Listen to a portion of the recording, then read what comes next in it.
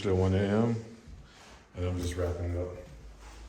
All I did tonight was carpets, and I'm doing the edges. I give this place what I call a landlord special, which means you just hit it and keep moving. Now, if it's a home that you own and you want to live in, maybe you want to put more love and attention into it. But I like to take this time to tell you why you should probably not put money into a house you live in, unless you intend to just live there long enough to flip it. Everybody has a different strategy in life.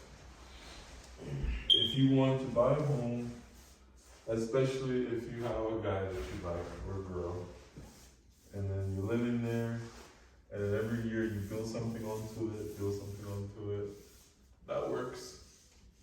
Do that. And then after 3 or 4 years, you want to upsize,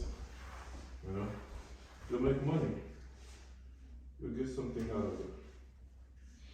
Now, you'll go from a 2 or 3 bedroom house to 3 or 4 or 4 or 5 from the profit that you made. Maybe you bought your home for $200,000. Now you go to a house that's $450,000. And when you were leaving, you were able to sell your house for maybe $250,000 because of all the upgrades you did and years of inflation and all that good stuff. However, there's another strategy you could go about. Renting is not a bad thing. Renting is a good thing. You should not be afraid to rent. A lot of wealthy people rent. The reason why they rent is because they want to live in an amazing house and still have the freedom to just leave and go to another place.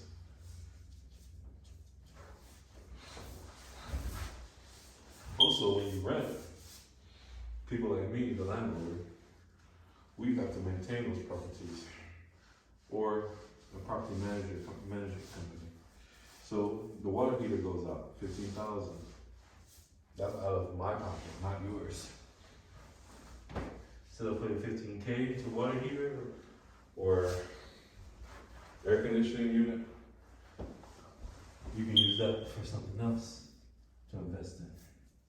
But if you move into a house and you decide, you know what, we're gonna build the most amazing marble staircase and all this stuff. Unfortunately, things like that are niche.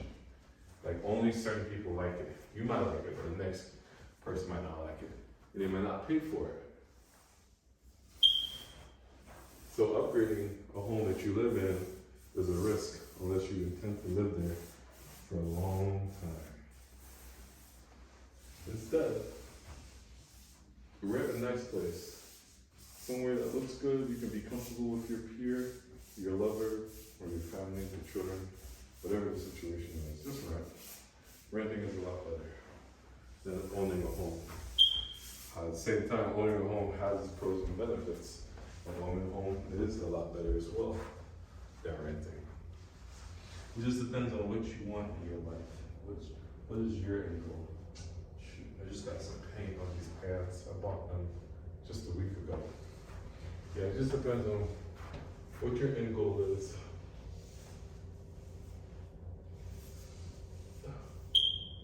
Ideally, you should buy a property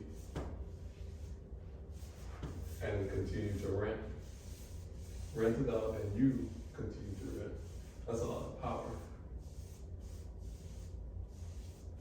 Believe it or not, that is a lot of power. That means all the funds that you have go towards making sure your rental property becomes successful, while just paying a certain fee to live somewhere else, or another person will make sure that everything works in the home. Also, you don't want to live where you rent. You can have roommates, that's fine. But sometimes that's just more problems. So you just have to be careful with that and pick out tenants that you can get along with. Having roommates is a great thing, by the way. Having roommates is a very good thing. Yeah. So many rich, wealthy people actually do rent, they don't own. but also many wealthy, really wealthy people. Oh, there's a difference. When I say rent, I mean just being able to flexibly move. You don't want to sit in a certain area forever. If things start going bad in a certain area that you're living in, move. If you're in DC, go to California. If you're in California, come to DC. And that's the flexibility that renting has. Now, if you buy a house, now you have to sell it, especially if you have multiple homes. You have to sell them. So, those are some of the pros and cons.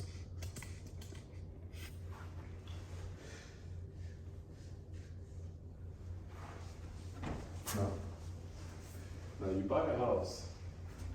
I came to find out that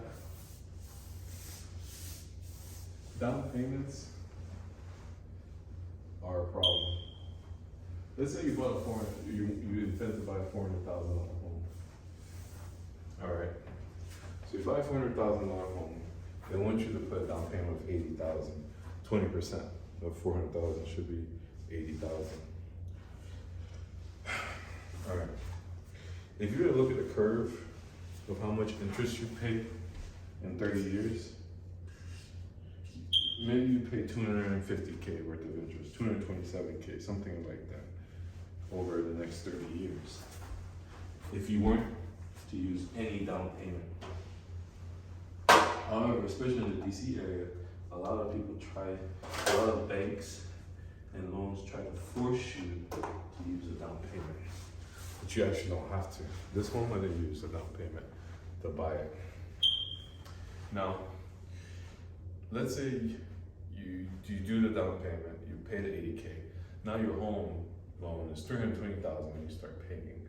So instead of $227K or $250K of interest over the next 30 years, now you'll be paying, let's say, $190,000 worth of interest in the next 30 years. Okay? The last option is, let's say you're able to buy your home without down payment. All right, so you get into your home, and then the first payment you make, or the second payment, you put $80K right into your loan. Again, you'll still be in the same situation. $320,000 is what you have in the next month, and so on. But the interest that you pay over the next 30 years drastically drops. It goes from about $190,000, $180,000 to like almost $120,000. It cuts in half the amount of interest you pay, because all of the interest is put on the front end.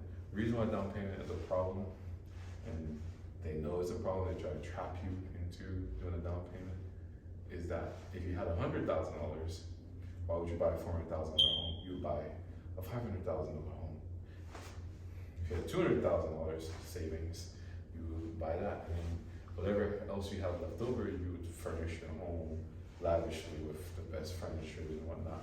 So this is what I'm saying: if you buy a home, any money that you spend on your home is a waste of money, unless you and your man or your family know that you're only going to be there for 3 or 4 years, and you build up certain things like modern lights, not necessarily marble staircases and whatnot, swimming pools and whatnot.